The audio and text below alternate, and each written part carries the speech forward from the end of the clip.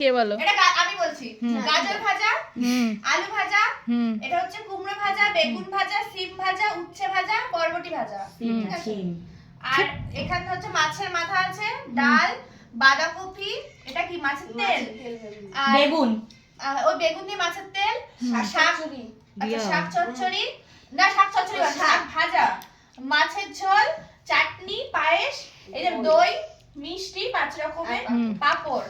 আচ্ছা, এখানে হচ্ছে জল রয়েছে, এখানে একটা কেক রয়েছে, এখানে চকলেট রয়েছে, বিরিয়ানি রয়েছে, অনেক রকমের ফল রয়েছে, আর এখানে তো অনেক খাগেগুলো পেটে গেলেই হয়।